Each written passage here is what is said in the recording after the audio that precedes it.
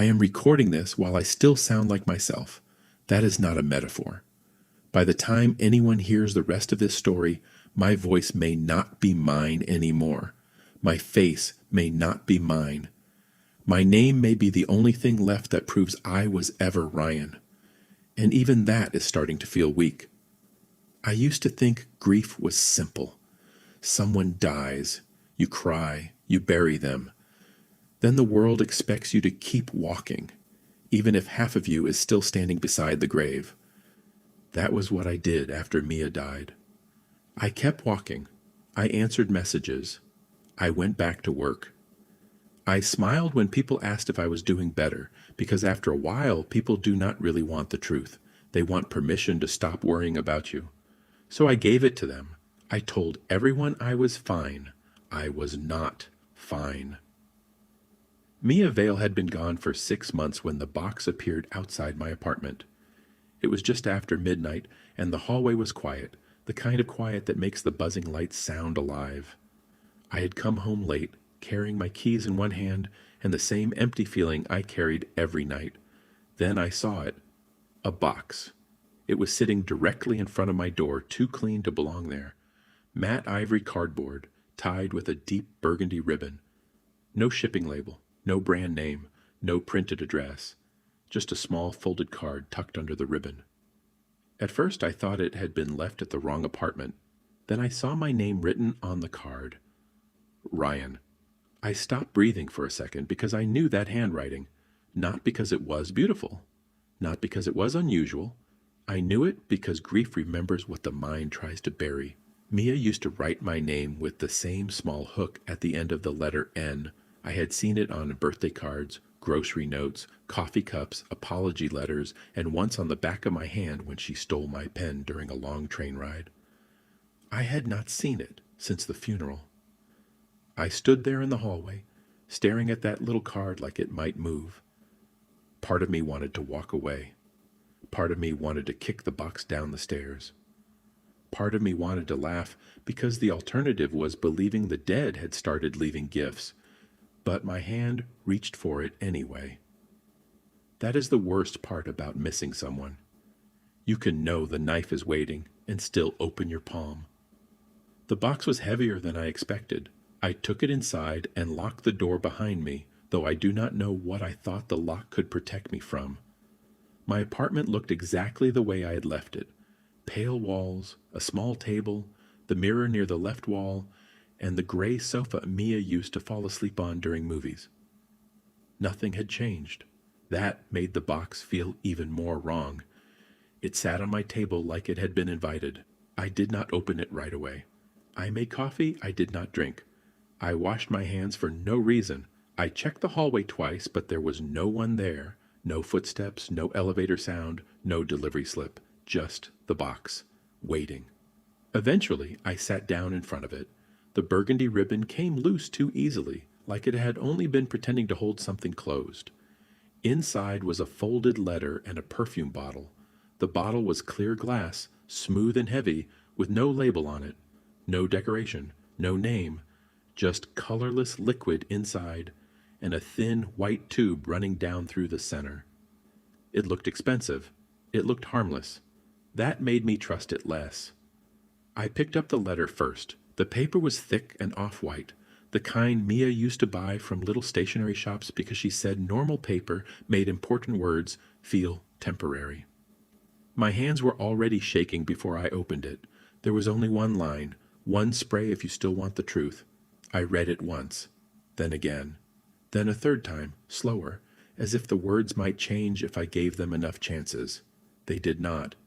One spray if you still want the truth. I whispered her name before I meant to. The apartment did not answer. Of course it didn't. Mia had been dead for 6 months. I had seen the coffin. I had stood beside James while they lowered it. James Carter, her oldest friend. My friend too, though after she died, we mostly became two people avoiding the same memory. He had looked wrong that day. Not sad. Afraid. I remembered that now. At the time, I thought grief did that to people, made their faces unfamiliar, made their silence heavier. But James had not just been mourning Mia, He had been hiding something. The last real conversation I had with her came back to me then. It was the night before she disappeared. We were outside a closed cafe, standing under a street lamp that kept flickering like it was tired of watching us. Mia had been nervous, and Mia was rarely nervous. She was the kind of person who could walk into a room full of strangers and make them feel like they had been waiting for her. But that night, she kept looking across the street. I asked her what was wrong. She smiled, but it was not her real smile. It was the small one she used when she was deciding how much pain to let someone see. She said, "If something happens to me, don't believe the easy answer." I remember getting angry, not because I did not care, but because I cared too much, and fear often comes out sounding like anger. I asked her what she meant. She said she could not tell me yet. I told her I was tired of being protected from things I did not understand. She only said, "I know." Then she kissed me on the cheek, not on the mouth. That should have told me something. The next morning, she was gone. 3 days later, James called me. His voice was flat in a way that made the words arrive before I was ready for them. They found her car near the river. They found her coat. They found enough to call it an accident. They never found enough to make me believe it. And now, 6 months later, I had a perfume bottle on my table and a letter in her handwriting telling me the truth was one spray away. I wanted to call James. I wanted to call the police. I wanted to do anything except what the letter asked. But the problem with grief is that it does not make you brave. It makes you available. Available to ghosts. Available to bad ideas. Available to one last chance. I picked up the bottle. The glass was cold, too cold, like it had been sitting somewhere without sunlight for years. I turned it slowly in my hand, looking for a label, a warning, anything that could explain why Mia had sent it to me. There was nothing, just the clear liquid shifting inside like it knew more than I did. I looked at the mirror. For a moment, all I saw was myself. Ryan. Tired eyes, unshaven jaw, hair I had forgotten to cut. A man standing in a room that had quietly become a museum of someone else's absence. I hated how ordinary I looked. Mia had died, and the world had still left me with the same face, the same hands, the same voice, the same body to carry around the fact that I had not saved her. I set the letter down on the table. That was when I noticed something I had missed. A second line. It had been hidden by the fold in the paper pressed so close to the crease that I almost did not see it. "If it works, find James." My throat tightened. If it works. Not if you believe me. Not if you forgive me. If it works. Mia had known the bottle would do something. She had known I would be afraid. And she had known James was part of whatever came next. I should have stopped there. That is the part I keep returning to. There was a moment when nothing had happened yet. A clean moment. A final moment. The letter was on the table. The bottle was in my hand. The mirror still remembered me correctly. I could have put the bottle back in the box. I could have left the apartment. I could have thrown everything into the river and let Mia keep her secrets with the dead. But I thought of her standing under that street lamp. I thought of her false smile. I thought of the way James looked at the funeral. And I thought of all the nights I had begged the silence to give me one more sentence from her. Now I had one. One spray if you still want the truth. I lifted the perfume bottle. My finger rested on the sprayer, and I remember how small it felt beneath my fingertip. Too small for something that could change anything. Too small for something that had crossed death to find me. I aimed it at my wrist first, then stopped. The letter had not said where to spray it. Only one spray. As if the location did not matter. As if the choice itself was the trigger. I turned toward the mirror. I do not know why. Maybe I wanted proof. Maybe I wanted to watch myself make the mistake. Maybe some part of me already knew that if Mia had left me a door, the mirror would be the first place it opened. I raised the bottle toward my chest. My hand shook so badly the liquid trembled inside the glass. For a second I almost laughed, because I was standing alone in my apartment, about to follow instructions from a dead woman written on expensive paper beside an unlabeled perfume bottle. It was insane, but grief had already made a ruin of reason. I closed my eyes and said her name once, not as a question, not as a prayer, more like a confession. Mia. Then I pressed the sprayer. The sound was soft, almost nothing. A small breath of mist entered the air between me and the mirror, and before it touched my skin, before I understood what I had done, I smelled her. Not flowers, not sweetness, not perfume the way strangers wear perfume. It was Mia's coat after rain, the old pages of the book she kept beside her bed, the mint gum she chewed when she was nervous, the cold night outside that cafe, the hospital hallway where James would not look me in the eye, and the soil beside her grave. All of it. All at once. My knees weakened. The bottle stayed in my hand. The mirror blurred, and something inside me, something that had been sleeping under my grief for 6 months, opened its eyes. That was when I realized the truth had not come to answer me. It had come to collect me. When I tell you I changed, do not imagine it like a burst of light. It was not that simple. A burst of light would have been merciful. It would have given me one clean second where Ryan ended and something else began. But the perfume did not give me that kindness. It changed me slowly enough for me to understand what I was losing, and quickly enough that I could not stop any of it. The scent moved through me like a memory searching for a body. At first, I thought I was falling. My knees weakened, my hand tightened around the glass bottle, and the apartment tilted slightly to one side. But the floor was still flat. The walls were still pale. The sofa was still where it had always been. Nothing in the room had moved. Only I had. My fingers were the first thing I noticed. They looked wrong around the bottle. Slimmer, softer, like my hands had been redrawn by someone who remembered Mia better than they remembered me. I flexed them once, and the movement felt both mine and borrowed. Then came my breath. It rose too lightly from my chest, as if my lungs had learned a different rhythm without asking me. I tried to inhale deeper, to force some familiar weight back into myself, but even the air seemed to pass through me in Mia's shape. I looked at the mirror. For a moment, it still tried to keep me. Ryan was there, but only in pieces, a shadow of my jaw, the old panic in my eyes, the outline of a man who had already begun to disappear from the glass. Then the reflection blurred. My face softened with terrifying gentleness. My shoulders drew inward. My height seemed to settle into a smaller certainty. Hair brushed against my cheek, longer than it should have been. Dark and soft and impossible. It touched my skin like a hand from the past. I opened my mouth to say her name, but my voice changed before the word could leave me. It did not break. It did not crack. It slipped away from me, as if Ryan's voice had been a coat someone had quietly taken from my shoulders.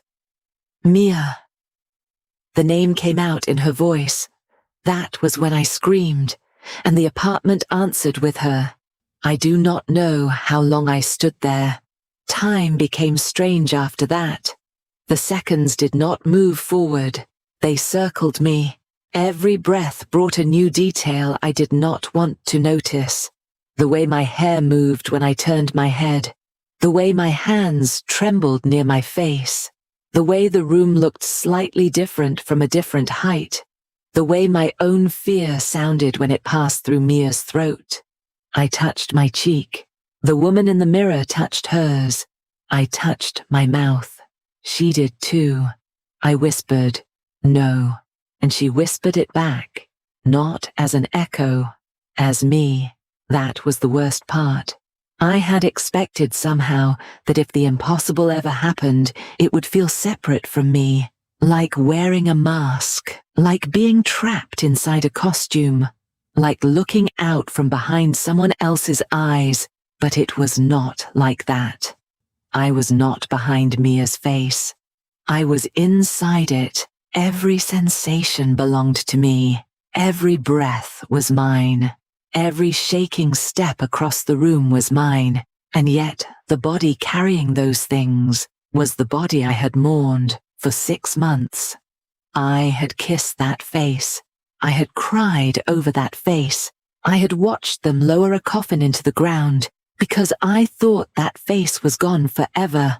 Now it was staring back at me from my apartment mirror, alive because I was wearing it. For the first time since Mia died, I was angry at her. Not sad, not lost. Angry. How could she do this to me?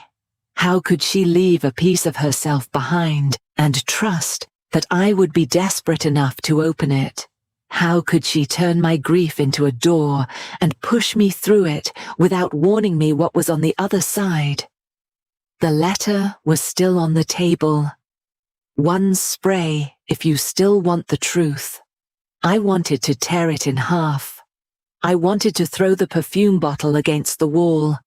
I wanted to hate her enough that the hate would give me my body back. But then I saw the second line, hidden in the fold. If it works, find James. If it works. She had known. Maybe not everything. Maybe not how I would feel standing there in her skin, listening to her voice shake with my fear. But she had known the bottle would do something. She had known it could change me. She had known I would have no one else to call. So I called James. My phone did not recognize my face. That was such a small thing, but it nearly broke me. I held the screen up and waited like an idiot for it to unlock. And when it refused, I almost laughed. Of course, it did not know me. I barely knew me. I typed the code by hand. James answered after several rings, his voice rough and annoyed.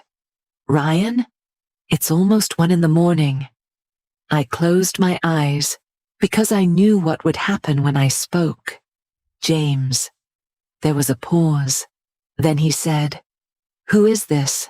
I had prepared myself for fear. I had not prepared myself for that. Not being recognized by a stranger is nothing. Not being recognized by someone who loved the person you used to be is like being erased in real time. "It's me," I said. "It's Ryan." His voice went cold.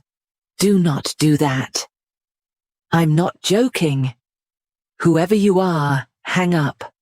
"The lake house," I said quickly. Mia hid the spare key under the broken lantern because she said fake rocks were for people who wanted to get robbed. You told her Veloura was dangerous, and she told you she was already in too deep. I heard him breathe once, then nothing. For a long time, I thought he had hung up. Finally, he whispered, "Where are you?" 20 minutes later, I was standing in his clinic under lights so white they made everything feel less human. James opened the door himself. The moment he saw me, the color left his face. He did not say my name. He did not say hers. He just stood there, one hand still on the door, looking at me like the dead had learned how to knock. I wanted him to look away. I wanted him to keep looking. Both needs hurt. "James," I said. His eyes closed for half a second when he heard Mia's voice. When he opened them again, there was grief in them, but there was also guilt. That frightened me more. "You knew something," I said. He stepped aside and let me in. His clinic smelled like alcohol and old paper. I sat in the chair across from his desk because my legs would not stop shaking. The perfume bottle and the letter lay between us like evidence from a crime neither of us understood yet. James did not touch them right away. He looked at me instead, not at my body, at my face, at Mia's face. "You look exactly like her," he said. "I know. But your eyes, what about them?" He swallowed. "They look like yours. For some reason, that was the sentence that made me cry. I had not cried in the apartment. I had not cried in the mirror. Panic had filled every space where tears might have gone. But when James said my eyes still looked like mine, something inside me gave way. Because I needed someone to find Ryan in there. I needed someone to prove I had not vanished completely." James sat across from me. He looked older than he had at the funeral. Or maybe I was only seeing him clearly for the first time. "You looked afraid when they buried her," I said. "I thought it was grief." It was grief. But not only grief. He looked at the letter. "No," he said, "not only grief." The anger came back, quieter this time. "Tell me what you know." James rubbed both hands over his face. "Mia came to me 3 weeks before she died. She said Veloura was not just a perfume house. She said they were working on something called Eve." "What is Eve?" I didn't know. Not then. She was scared, Ryan. I had never seen her like that. Hearing my name from him helped and hurt at the same time. "She made me promise something," he said. "What?" "If a package ever came to you, if something impossible happened, I was supposed to help you before I tried to stop you." I stared at him. "She knew I would come to you." "Yes." "And you never told me." She begged me not to. My hands tightened in my lap. Mia's hands. My anger. "She was dead, James." "I know. I buried her." "I know. I spent 6 months thinking I failed her, and you knew there was more." His voice broke then, just slightly. "I thought keeping you away was the last thing I could still do for her." That stopped me, because I understood it. I hated that I understood it. Grief makes cowards out of people who are only trying to be loyal. James examined the bottle after that. He needed something to do with his hands. I could tell. He turned it under the light, removed the cap, checked the tube, looked at the glass as if it might confess. Then something fell from inside the cap. A thin black strip, almost weightless, marked with a gold letter. V. James stared at it. "Veloura," he said. The name made the room feel smaller. He took the bottle to the microscope. I stood near the mirror on the clinic wall, trying not to look and failing. Mia's reflection stood beside medical cabinets and white tiles, too alive to be memory and too familiar to be a stranger. James spoke without turning around. "This is not perfume." I laughed once. It came out bitter and wrong. "I noticed. I mean it. The liquid carried instructions, not just chemical instructions, structural ones, identity-linked. It delivered Mia's profile through scent." The words sounded clean, too clean. I walked back to the desk slowly. "Do not make this sound gentle." He turned to me. "It took my body," I said. "It took my voice. It took the one thing I still had after she died, which was being able to stand in front of a mirror and know I was not the person in the coffin." James looked down. "I know," he said. "No, you don't." The room went quiet. I regretted it as soon as I said it, but I did not take it back.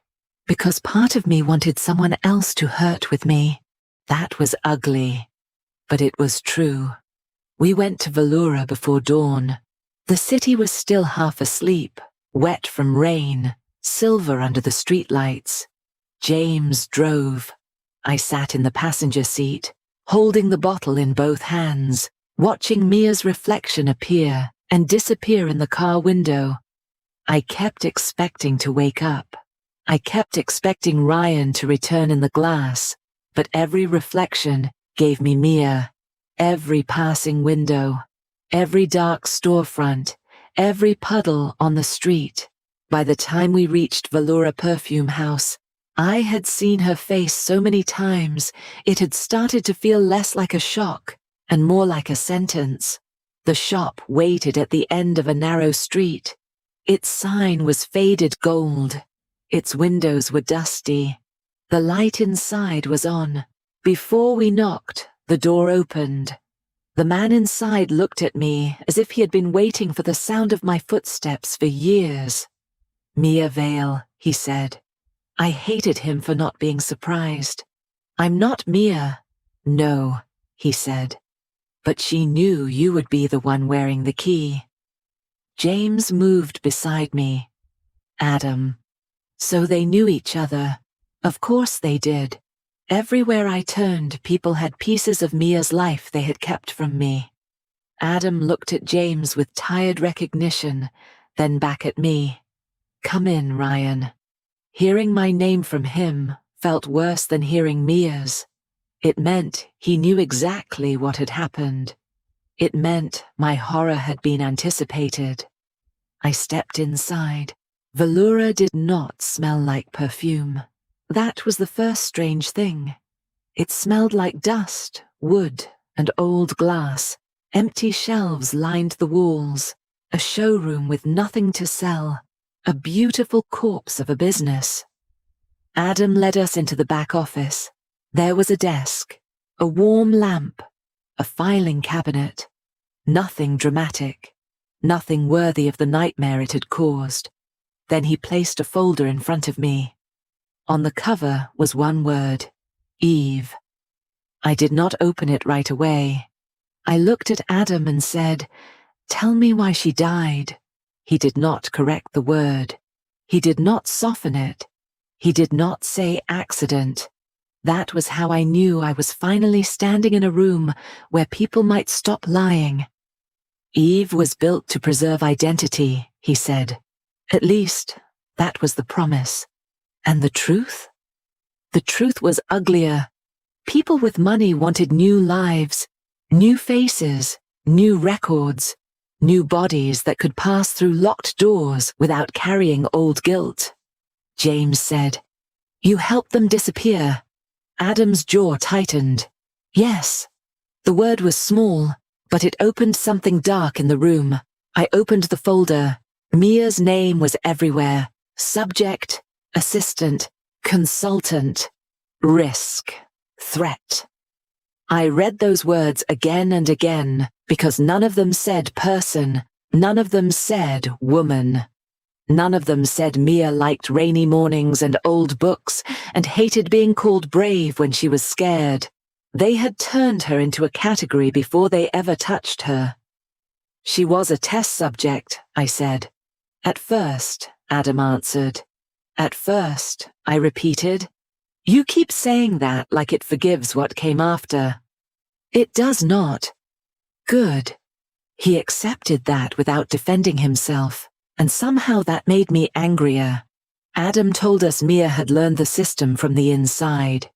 She had discovered how Eve stored identity through scent, voice patterns, facial structure, physical response, enough to let someone become a living key, a key. That word followed me through everything that came next. Not person, not lover, not Ryan, key. I looked at my hands and imagined Mia writing that letter. I imagined her knowing what the perfume might do to me. I imagined her folding the paper anyway. "She used me," I said. Adam did not answer right away. Then he said, "Yes." James turned sharply. "Adam." "No," I said. "Let him say it." Adam looked at me with something that might have been pity. "She used your grief because she knew it was the one thing powerful enough to bring you here." The sentence hurt because it was honest, and because some part of me had already known. Mia had known I would open the box. She had known I would read the letter. She had known I would choose the spray because I had never learned how to choose myself when she was still possible. I wanted to hate her again. I tried, but then Adam said, "She also left you a way back." He opened a drawer and removed a silver case. Inside was a clear vial. The reversal. For a moment, everything in me went silent. James took it like a man taking hold of a miracle. "Ryan," he said, and his voice softened around my name. "We can end this now. End this." I looked at the vial. I thought of my old face, my own voice, my own hands on my own steering wheel, my own name opening my own phone, my own reflection no longer wearing the dead woman I loved. I wanted it. I wanted it so violently that I felt ashamed, because wanting to be myself should not have felt like a betrayal. Adam waited until the wanting had fully reached me. Then he said, "If you take it now, the final vault will stay closed." James looked at him with disgust. "You waited on purpose." "Yes." "Why?" "Because he deserved to see the door out before I showed him the door forward." I looked at Adam. "What is in the vault?" "The proof Mia died for," James said. "What kind of proof?" "Names, payments, records, everyone Eve changed, everyone it erased, everyone who paid to bury a life and walk away in another one." The room felt colder. "And Mia hid it?" I asked. Adam nodded. "Behind a lock that only opens for her active profile." I laughed then. Not because anything was funny, because the cruelty was so perfect. Mia had left me a way back, and a reason not to take it. James stepped closer. "Ryan, listen to me. You do not owe her this." I looked at him. He said it again, harder. "You do not owe the dead your body." The words should have saved me. Instead, they cracked something open, because that was the question, wasn't it? What do we owe the dead? Flowers, tears, memory, a place at the table, 6 months of waking up with their names still lodged in the throat. Or do we owe them the truth if they died trying to leave it behind? I picked up the reversal vial. It was so small, the way the perfume sprayer had been small. The biggest choices in my life kept arriving in objects that fit inside my hand. For 1 second, I almost drank it. I almost chose Ryan. I almost chose the mirror remembering me correctly. Then I saw Mia's letter on the desk. "One spray if you still want the truth. Not if you still love me. Not if you forgive me. If you still want the truth." She had not asked me to become her. She had asked me to decide what truth was worth. I placed the reversal vial back in the case. "Not yet," I said. James closed his eyes like I had just stepped off a ledge. "Ryan." "I know." "No," he said. "You don't. You think this is courage because it hurts. That does not make it right." That sentence almost changed my mind. Because James was right. Pain can dress itself up as purpose. Grief can pretend to be loyalty. A wound can call itself a mission if you let it speak long enough. So I asked myself one clean question. If I take the reversal now, will it be because I am choosing life, or because I am running from the last thing Mia died trying to show me? I did not like the answer, but I knew it. "I need to see the vault," I said. James looked at me with anger now. Real anger. Loving anger. The kind that only comes from someone terrified of losing you while you are still standing in front of them. "She already died, Ryan. Do not let her take you with her." I looked down at myself. at Mia's body, at Ryan's shaking hands inside it. She did not take me, I said. She left me a choice. I hate her for it, but it is still mine. Adam stood and walked to the back wall. He pressed a hidden panel, and somewhere behind the shelves, a lock released. A narrow door opened. Cold air moved through the room. Beyond it was a hallway lit by a faint blue glow. James stepped beside me. "I'm coming," I nodded. Before I entered, I looked back at the desk. The perfume bottle and the reversal vial sat beside each other, like two versions of mercy. One had taken me from myself. One could return me. Between them lay the letter that had made both choices unforgivable. I stepped into the hallway. The blue light grew brighter with each step. Behind me, the door closed. Then, a machine woke up. A woman's recorded voice filled the hallway. Mia's voice, not mine. Not the voice I was wearing now. Hers. "If you made it this far, Ryan," the recording said, "then I'm sorry." I stopped walking. The apology hit me harder than the transformation, because until that moment, part of me had imagined her somewhere beyond all this, confident and brilliant and cruel enough to know I would follow. But the voice in the hallway was not cruel. It was afraid. "I know what I took from you," Mia said. "I know what I asked you to risk. And if there had been anyone else, I would have chosen them." My throat tightened, but there wasn't. James was silent behind me. Mia's voice trembled. "They can fake records. They can change faces. They can bury bodies. But they could never fake the way you loved me. I needed someone the system could not predict. Someone who would come because of grief and stay because of truth. I wanted to forgive her. I wanted not to. Both feelings stood inside me, facing each other with knives. The blue light at the end of the hall turned green. A lock opened. Mia's recording softened. "If you hate me after this, Ryan, you have every right. But please, do not let them make my death useful to them." The hallway went quiet. For the first time since the mirror changed, I did not feel like I was chasing a ghost. I felt like the ghost had finally turned around, not to save me, not to excuse herself, but to ask whether I could carry the part of the truth she had died holding. I took one more step. Mia's face moved with me.